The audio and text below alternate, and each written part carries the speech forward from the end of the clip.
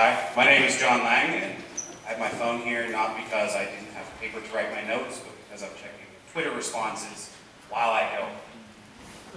So, I recently started at a new job, very beginning of this year, and I started a company called DDI, and their whole point of being is to do what they call talent management. And this is how to hire employees that you want that will be happy in their jobs, and then how to keep the employees happy in their jobs. They do this by giving them meaningful work, keeping them engaged, that kind of thing. But one of the most important ways of keeping people happy at work is with the people they work with, their teams, their coworkers, the people that they see 40 hours a week.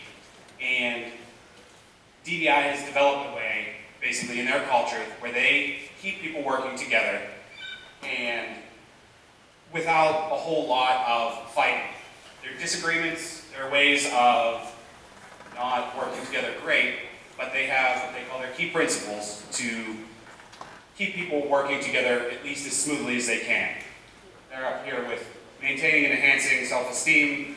You should listen and respond with empathy, ask for help and encourage involvement, share thoughts, feelings, and rationale, provide support without removing responsibility. And much like you're thinking now, whenever I started, I thought that was kind of cultish and weird, and that no one actually did this. But as it turns out, throughout the company, basically everyone tries to follow these ideals. And in 5 minutes, there's not a whole lot of time to explain all 5. But what I wanted to go over was the first one. They're in order of importance. And this one is the most important in your dealings with other people, in the company, but this is also in life. Whatever you're doing, you should be thinking of being able to maintain or enhance the self-esteem of the people that you're working with, dealing with, whatever you're doing. So, what does it actually mean to do? So, it's not just complimenting them on how they look or what they do. You need to recognize what others do well, and you also have to tell them that you're recognizing this. And that's important for them to know. And this doesn't mean that you can't tell them that they've made mistakes. It's that you can recognize when they have done something wrong. And you need to make sure that the method that you're telling them is that what they have done is wrong, not that they are wrong, or not that they are bad.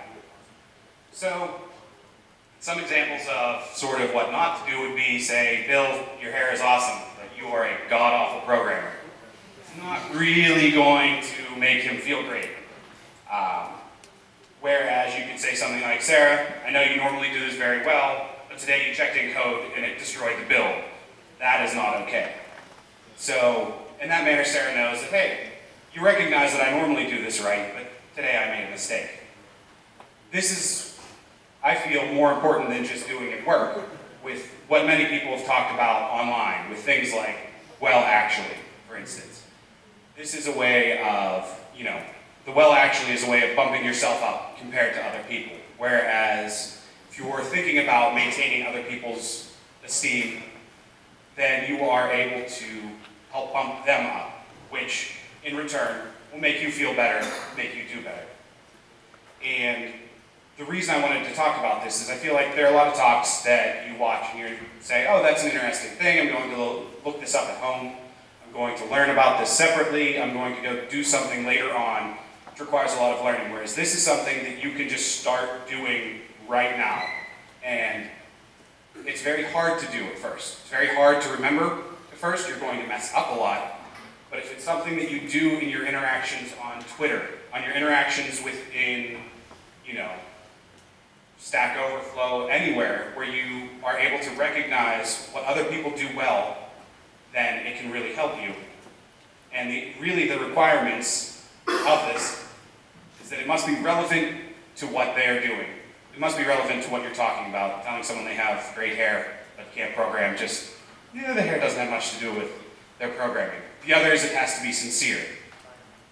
So I wanted to thank you for your time, and I think everyone should think about maintaining or enhancing the self-esteem of everyone around them to help out themselves. Thanks.